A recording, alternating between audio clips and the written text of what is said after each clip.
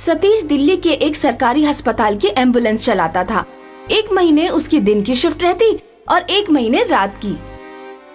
एक बार जब Satish night shift पर था तो उसके पास एक मोहतरमा का फोन आया। हेलो भैया, मैं वजीराबाद के पास हाईवे से बोल रही हूँ। मेरे साहबजादे की तबीयत बहुत खराब है। हम यहाँ अकेले फंसे हैं। प्लीज जल्दी से आ जाइए। घबराइए नहीं मोहतरमा, आप अपना नाम और जगह तकसीम कीजिए। मैं करीब आधे घंटे या 45 मिनट में वहाँ पहुँच जाऊंगा। 2 मिनट में सतीश के पास लोकेशन और नाम आ गए। वो गूगल मैप के हिसाब से एम्बुलेंस लेकर चल दिया। सतीश को एम्बुलेंस चलाने की नौकरी कुछ दिनों पहले ही मिली थी, इसीलिए उसे रास्तों की ज्यादा जानकारी नहीं थी। दिन में तो वो लोगों से पूछ लेता था, लेकिन रात में रास्ता ढूंढने के लिए गूगल मैप पर निर्भर रहना पड़ता था। मोहतरमा की भेजी हुई लोकेशन के हिसाब से सतीश एक सुनसान राह पर पहुंच गया। वो इलाका शहर से कुछ दूर कटा हुआ था। सड़क के दोनों तरफ बड़ी बड़ी झाड़ियां और बेर के पेड़ थे। सतीश जैसे ही गूगल मैप पर दिखा रही लोकेशन पर पहुंचा, गूगल मैप पर लोकेशन अचानक बदल गई। अब टारगेट लोकेशन 3 किलोमीटर दूर कहीं दिखा रहा था। उसने मोहतरमा के नंबर पर फोन किया, लेकिन फोन नहीं लगा। आपके द्वारा डायल किया गया नंबर नेटवर्क इलाके से बाहर है। सतीश ने व्हाट्सएप कॉल की। हेलो मोहतरमा, क्या आप मेरी आवाज सुन पा रही हैं? हेलो मोहतरमा, हेलो। फोन कट गया और उधर से कोई आवाज नहीं आई। कुछ देर बाद मोबाइल पर सिग्नल आना बंद हो गए। ये मैं कहाँ फंस गया? तभी सतीश को काफी दूर एक औरत दिखाई दी। उसके साथ एक लड़की भी थी। औरत एम्बुलेंस की तरफ हाथ दिखा रही थी। सतीश ने एम्बुलेंस चालू किया और तेज स्पीड से उन दोनों की ओर बढ़ने लगा। तभी झाड़ियों में से कोई अचानक भागता हुआ निकला। इससे पहले कि सतीश एम्बुलेंस के ब्रेक लगा पाता, एम्बुलेंस उस व्यक्ति से जाकर टकराई। सतीश बुरी तरह घबरा गया, क्योंकि पहले कभी उसके साथ इस तरह का हादसा नहीं हुआ था। वो एम्बुलेंस से उतरकर देखने लगा कि उसने किसके ऊपर एम्बुलेंस चढ़ा दी है। जब उसने एम्बुलेंस के नीचे देखा तो नीचे कोई नहीं था। फिर सामने के रास्ते पर देखा। जहां औरत पहले लड़की के साथ खड़ी थी, वो अब गायब हो चुकी थी। सतीश समझ गया कि उसकी एम्बुलेंस के नीचे जो आया था, ना तो वो इंसान था और ना ही सामने से बुला रही वो औरत लड़की थी। ये सब किसी आत्मा का फैलाया भ्रम था। मुझे जल्द से जल्द यहाँ से निकलना चाहिए। सतीश ने जैसे ही ड्राइविंग सीट का दरवाजा खोला, वहाँ एक चुड़ैल बैठी हुई थी। चुड़ैल ने सतीश को लात मारी और वो झाड़ियों में जा गिरा। सतीश जल्दी से झाड़ियों के अंदर भाग गया। उसने पेड़ के पीछे छुपकर अपने ही हॉस्पिटल के ड्राइवर को कॉल किया। हेलो सोनू, मैं सतीश बोल रहा हूँ। हाँ सतीश, तुम किसी बीमार को लेने गए थे ना? हाँ, आया तो था एक बीमार को लेने, लेकिन यहाँ कोई बीमार नहीं है। यहाँ तो भूत ऊत का चक्कर है यार। तुम जल्दी से आ जाओ।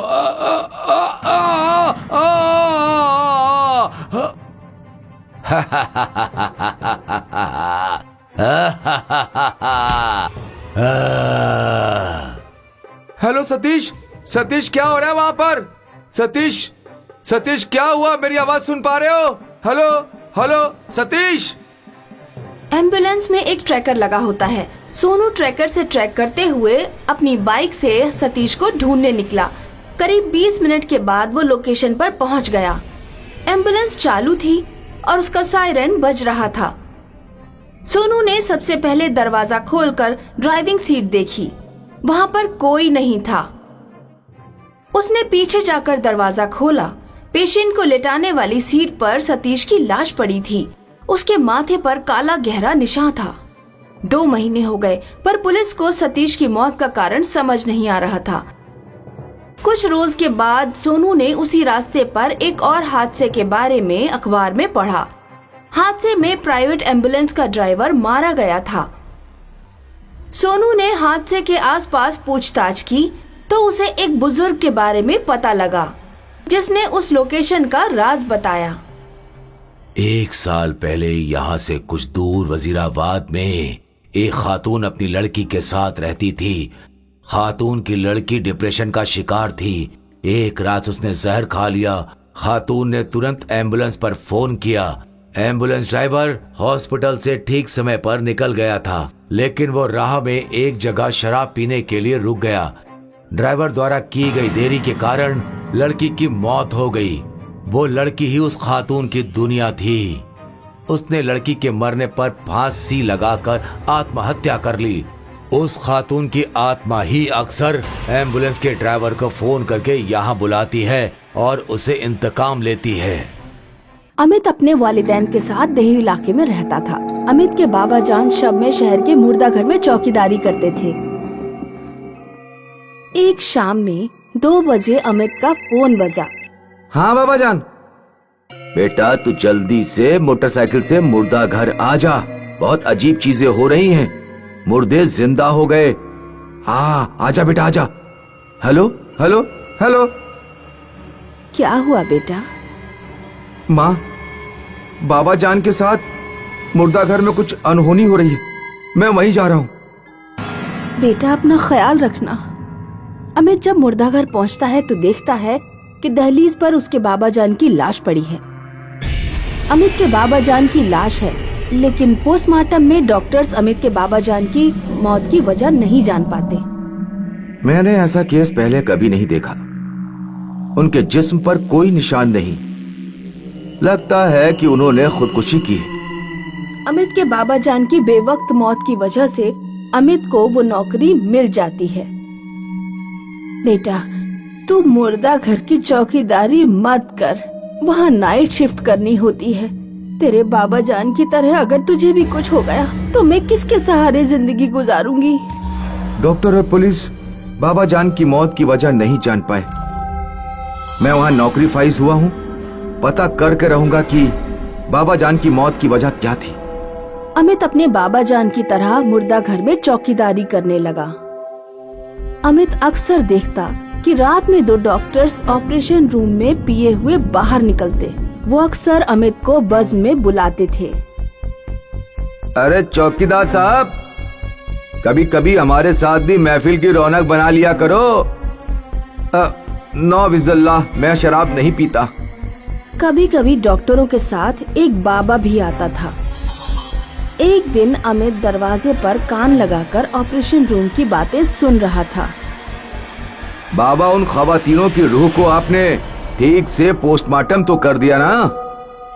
हाँ, लेकिन उनमें से एक खवातीन का भूत मेरे कब्जे से बाहर है, इसीलिए तुम्हें होशियार रहना होगा। जब डॉक्टर और बाबा चले गए तो अमित ऑपरेशन रूम के अंदर गया।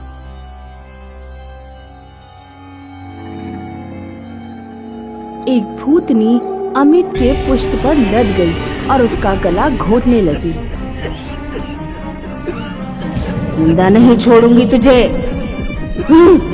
नहीं छोड़ूंगी तुझे। अमित पूरी कश्मकश से पास में रखे मिट्टी के तेल की बोतल उठाता है और अपनी पुष्ट पर लदी हुई भूतनी के ऊपर डाल देता है। फिर वो अपनी जेब से माचिस निकालता है और एक तीली जलाकर पीछे भूतनी पर फेंकता है तो भूतनी गायब हो जाती है। अमित तुरंत मुर्दा घर से बाहर निकलकर मुर्दा घर का दरवाजा बंद कर देता है। दूसरे दिन अमित घर पहुंचकर सारी बात अपनी अम्मी को बताता है। उस कमरे में जरूर कुछ राज छिपे हुए हैं, लेकिन वहाँ कोई साया है। वो रूम किस काम आता है? उस कमरे में ही मुर्दों की चीर फाड़ होती है। माँ, क्या तुम किसी अच्छे फकीर या मौलवी को जानती हो जो बस इतना कर दे कि मैं जब मुर्दा घर में जाऊं तो भूत खबीस मेरा कुछ ना बिगाड़ पाए? हाँ, हमारे देही इलाके में मालवीय सलाहुद्दीन भूत खबीस के बारे में जानते हैं।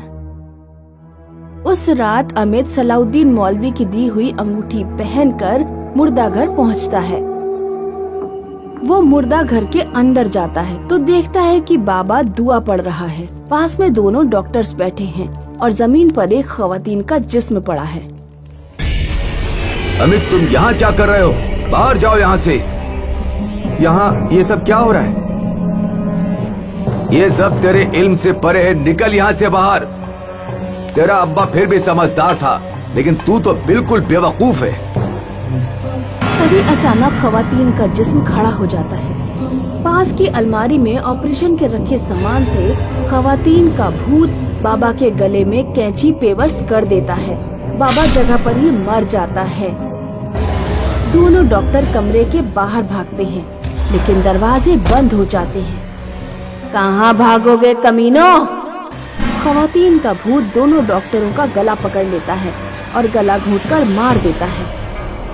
खवातीन का भूत अमित पर हमला करने की कोशिश करता है, लेकिन अपनी अंगूठी की वजह से अमित बच जाता है। तुम कौन हो और तुमने इन डॉक्टरों को क्यों मार दिया? ये डॉक्टर नहीं, शैतान थे। मुर्दा घर की खवातीनों के जिस्म को लाते थे और उनके साथ गलत काम करते थे। और वो बाबा? डॉक्टर जिन खवातीन के साथ गलत काम करते थे, बाबा उन रूहों का पोस्टमार्टम करते थे। रूहों का पोस्टमार्टम? हाँ, वो बाबा उन लोगों को जल्द से जल्द दूसरी विलादत दिलाने की कोशिश करता था, ताकि वो रूहें शैतान बनकर डॉक्टरों को परेशान ना करें। मेरा इन सब गलत कामों से कोई लेना देना नहीं। मैं अपने बाबा जान की जगह नौकरी करने आया हूँ। लेकिन तेरे बाबा जान भी डॉक्टरों के साथ मिले हुए थे। आत्मा अमित को छोड़ देती है। अमित घर वापस आता है और सारी बातें अपनी अम्मी को बताता है।